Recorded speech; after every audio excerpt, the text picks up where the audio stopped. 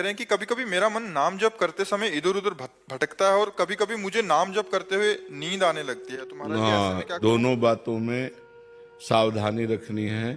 ये सबका प्रश्न है, लगभग ये सबका प्रश्न है कि मेरा मन जब भजन में हम बैठते हैं तो भागता है। ये अर्जुन जी से लेकर बड़े बड़े साधकों का प्रश्न है। तो जहां जहां मन संसार में जाए वहां वहां से हटा करके हम नाम में लगाएं, या जहां जहां संसार में जाए वहां वहां हम भगवान को देखने की चेष्टा करें। इस वस्तु के रूप में भगवान, इस व्यक्ति के रूप में भगवान, इस स्थान के रूप में भगवान, क्योंकि भगवान के सिवा कोई नहीं है। इससे हमारा मन शांत होने लगेगा।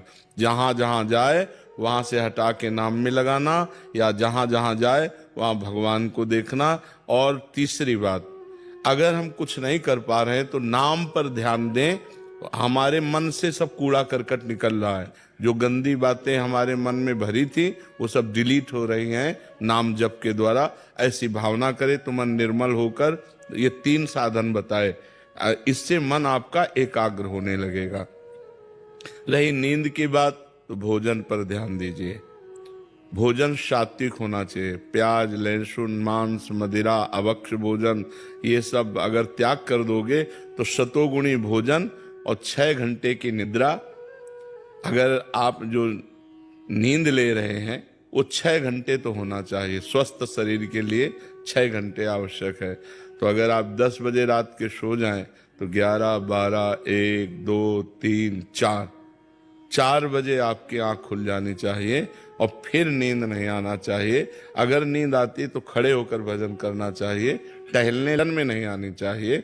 नींद को नींद के समय में अच्छे से दे दो, 6 घंटा सोने के लिए दे दो, और इसके बाद फिर उससे लड़ाई लड़ो। फिर उसको मतलब आलस्य प्रमाद में समय नष्ट नहीं होना चाहिए।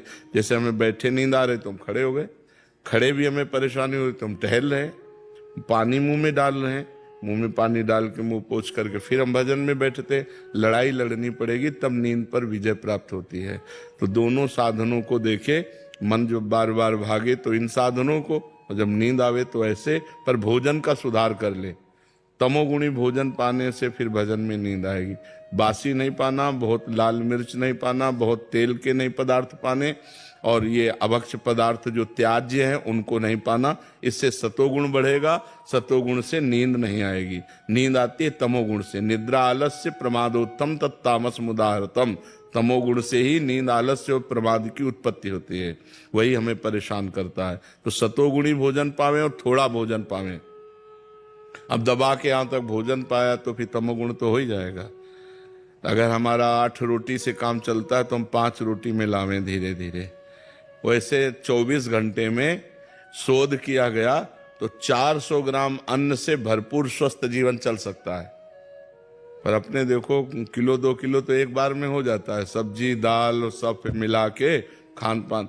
अब पानी चाहिए, जैसे हम 1 किलो अन्न पाए तो हमें 2 किलो पानी चाहिए, उसमें डबल पानी तो हमें चाहिए ना। और फिर वायु के लिए जगह चाहिए।